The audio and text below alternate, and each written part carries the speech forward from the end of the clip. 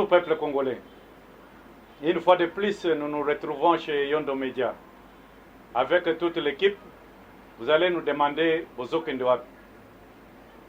Et nous allons répondre que nous descendons chez Cité Bethel par une visite de courtoisie ou une visite de prière. Mais nous allons nous poser la question, vous allez vous poser la question, qu'est-ce qu'il y a eu? Voilà, nous sommes à la Cité Bethel. Il fut un jour, le responsable de l'église, Papa Mbiye, est arrivé à une décision telle que, après lui, l'enfant prendrait la place.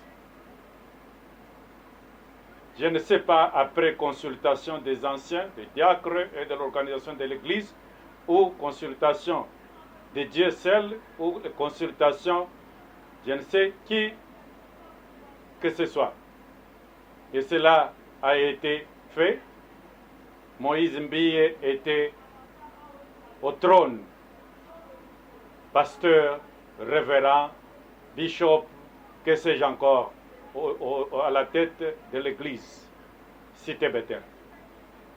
Cela a créé que les gens ont parlé. Mais aujourd'hui aussi nous allons parler. Nous n'allons plus parler parce que Moïse était un citoyen simple. Nous parlons parce que Moïse, dans la vie normale, on peut dire qu'il représente Dieu. Cette représentation, c'est-à-dire il a un groupe de gens derrière lui, mais avec une prestation de la parole de Dieu au moyen de la Bible. Et c'est pour cette raison que nous ne pouvons pas aussi laisser passer sans pour autant dire un mot. Alors, avec cette nomination, c'était une nomination, on ne sait pas, c'était un choix, on ne sait pas. Papa a dit, non, mon enfant va me succéder. Les gens ont parlé. Les gens ont dit, est-ce que dans l'église, il n'y avait pas d'autres anciens, d'autres vice-pasteurs, la hiérarchie de l'église? Que dit l'église? Et que disait Dieu à ces propos? Et qu'est-ce que papa a expliqué à l'église de ce que Dieu lui a dit, de cette révélation des choix de son fils? Des choses de Dieu, on doit les juger selon Dieu. On ne peut pas les juger sentimentalement, on ne peut pas les juger coutumièrement, on les juge selon la parole de Dieu. Et nous devons savoir que toutes choses, nous ne pouvons pas empêcher les gens de parler. Les gens parleront toujours. Batu bakolobaka ke asali bongo pona nini? Asali boye parce que asali boye est-ce que l'église est comme... Mais dans l'église, nous retrouvons les anciens, les diacres, le pasteur ou le vice-pasteur. Je ne sais pas, il peut y avoir le premier vice-pasteur, le deuxième, le troisième. Mais comment se fait-il qu'on a pris l'enfant qui était nommé et reconnu dans la louange, qui chantait très bien, et tout le monde appréciait la musique? Il est devenu pasteur. Nous avons commencé la marche. Nous vous épargnons d'autres étapes qui ne nous concernent pas. Ici, nous allons aller seulement à ce que la parole de Dieu dit. Qu'on vous soupçonne de faire quelque chose, qu'on vous soupçonne d'avoir volé, mais qu'on ne vous trouve pas la main dans les sacs. C'est ça ce que la parole de Dieu dit. Maintenant, nous avons évolué avec Moïse Mbiye. Tant bien que mal, nous ne savons pas. Nous vous épargnons de l'organisation ecclésiastique. Qui était le vice-pasteur? Qui était l'ancien, l'équipe des anciens, des diacres, l'organisation des mamans? Comment cela a été fait? Un jour après, au niveau des médias, des bouches des gens, nous avons entendu que dans la musique de Moïse Mbiye, il y avait eu un certain Guégué. Et entendez parler, le Guégué, on a vu par la définition, c'était l'esprit qui n'était pas l'esprit de Dieu. C'était l'esprit démoniaque. Mais on a parlé de ça. Maintenant, on se pose la question. On cite, on soupçonne, on parle que le pasteur est en train d'adorer un esprit qui n'est pas l'esprit de Dieu. Mais ce qui a intéressé aux chercheurs, aux ceux qui s'intéressent à la parole de Dieu, était de savoir qu'est-ce que les anciens ont dit. Qu'est-ce que l'Église a dit? Est-ce qu'il y a eu une réunion interrogatoire avec le pasteur en conseil des sages?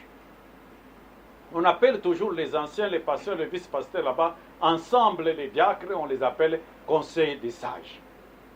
Qu'est-ce qu'ils ont reproché des pasteurs Mbille? Qu'est-ce qu'il les a dit? Hier, Yebisa Bango Nini, à propos de ce qui se disent. On a dit à Jésus que cet homme-ci était animé d'esprit de Belzébuth. Mais les gens ont parlé. Mais cela est arrivé aux oreilles de Jésus. Qu'est-ce que les gens disent? Même lui-même avait dit, qui est-ce que vous m'appelez-vous? Comment vous m'appelez? Tout autour déjà de ses disciples. Il a posé la question, vous m'appelez comment? Mais si c'était pendant de Moïse Mbille, les gens devraient dire que nous t'appelons Guégué. Mais Jésus, les gens l'ont dit, non, toi tu dois être un magicien. Toi tu dois être un faiseur. Toi tu dois être un financier américain. Toi tu dois être...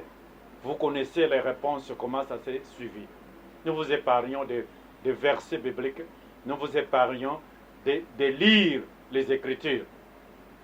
Ne suivez ce que nous vous parlons pour que cela puisse interpeller et les membres de l'Église, et Moïse Mbille, et les gens qui veulent adhérer à l'Église, et les gens qui sont encore dans le monde, comme nous appelons dans le monde, qui sont entre les mains du diable, pour qu'ils puissent se repentir, donner leur vie à Dieu.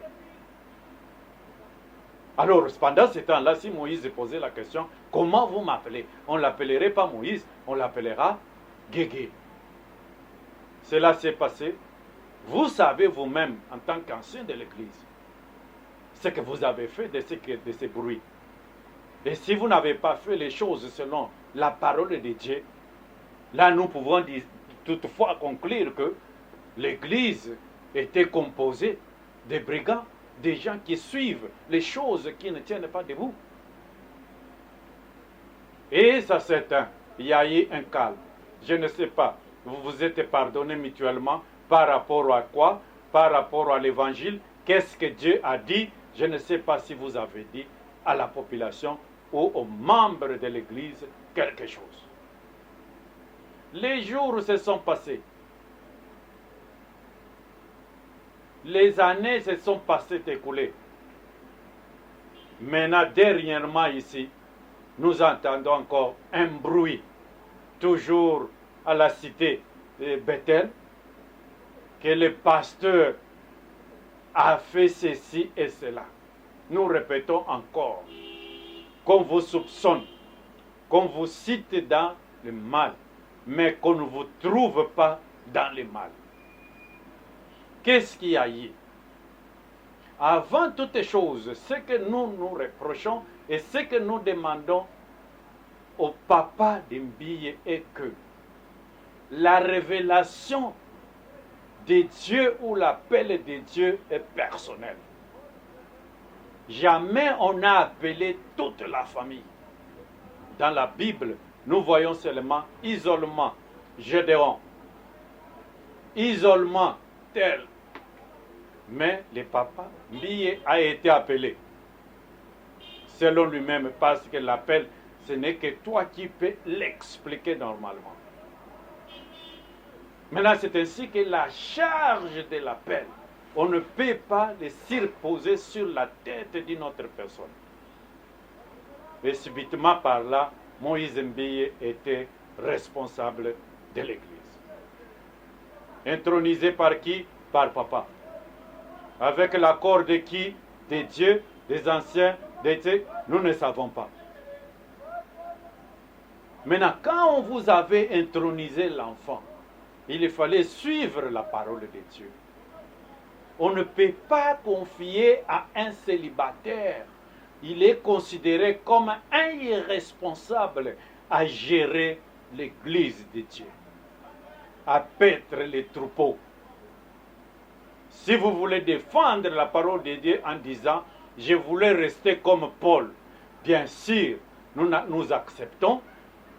Présenter cela publiquement, qu'on sache que désormais ce monsieur ne se mariera jamais, il restera servir Dieu comme étant Paul.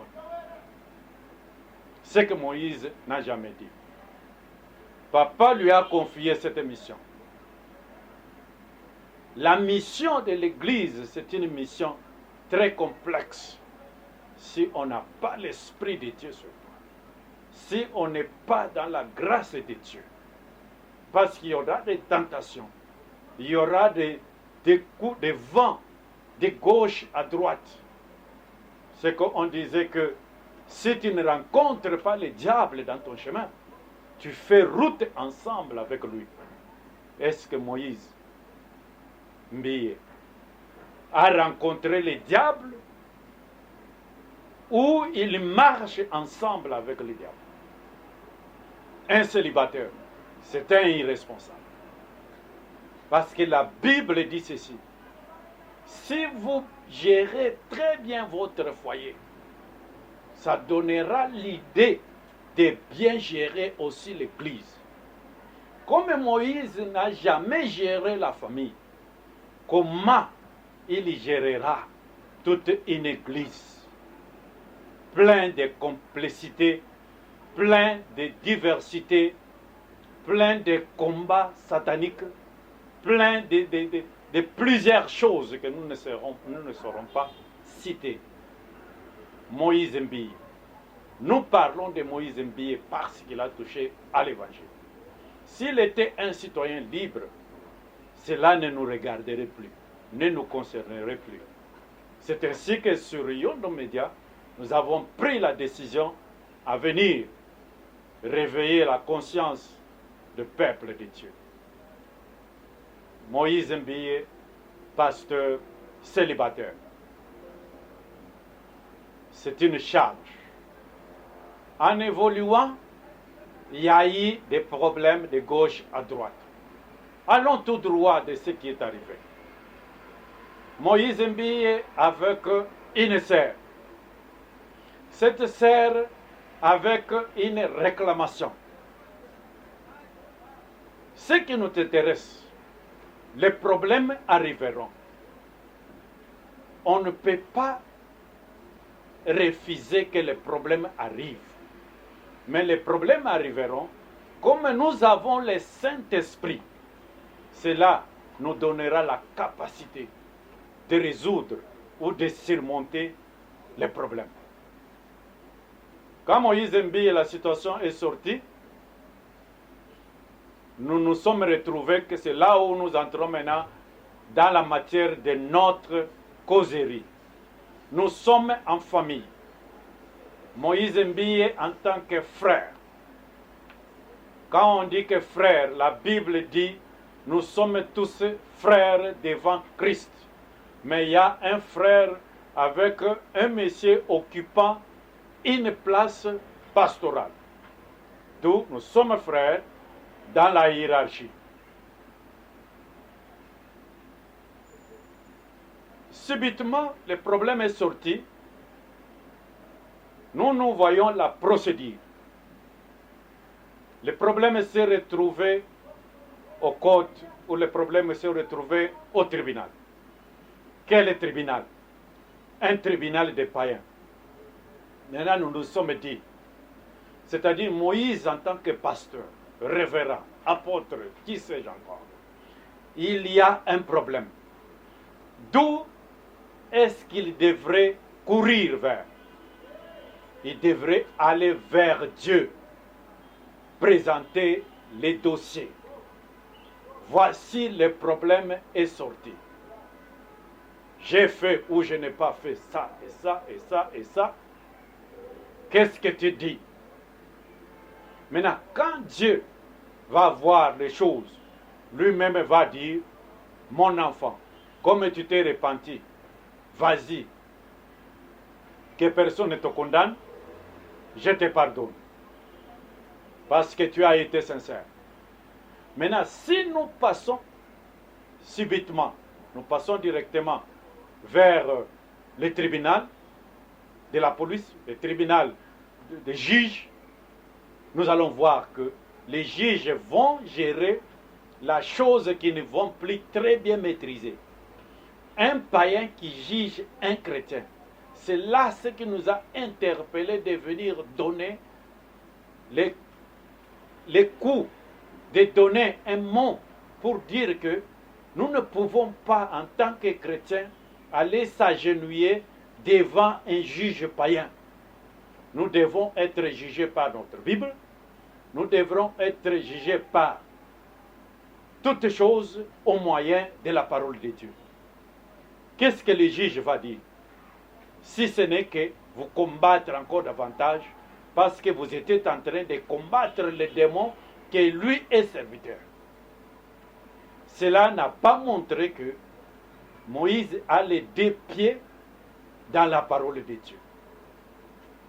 Il devrait crier, d'où me viendra le secours, Seigneur?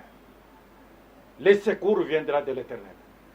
La maman de l'enfant chrétienne, le papa chrétien, la fille même chrétienne, quand il y a un problème, qu'est-ce que les conseils des sages ont dit?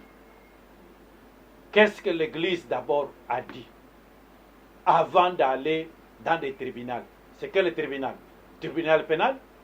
Tribunal de paix? Et qu'est-ce qu'ils vont décider? Si le tribunal, avec les juges qu'on a envoyés, ils devraient être sages au Congo, en RDC, ils devraient dire ce problème. Nous sommes incompétents. Il n'y a que Dieu qui peut trancher ces problèmes. Voilà, nous disons ces choses pour que la procédure normale revienne, afin que l'ordre soit établi, au lieu de se condamner mutuellement de gauche à droite, nous ne trouverons absolument rien. Si Moïse reconnaît avoir fait quelque chose de mal, qu'il se repent, qu'il demande pardon à Dieu, Dieu le pardonnera et Dieu le récupérera, qu'il puisse aussi se marier rapidement afin de continuer avec l'œuvre. Toujours au travers des Yondo Média, nous aurons encore l'occasion de donner plusieurs remarques, plusieurs informations sur tout ce qui se passera au niveau de la RDC. Aujourd'hui, nous avons essayé de dire et de donner en grande ligne ce que nous avons prévu pour aujourd'hui. Merci. J'espère bien que Dieu vous bénira. Il reste le seul maître et juge. Au travers Yondo Média, nous saluons tout le monde. Soyez bénis. Soyez prêts à servir Dieu selon sa parole. Wilson.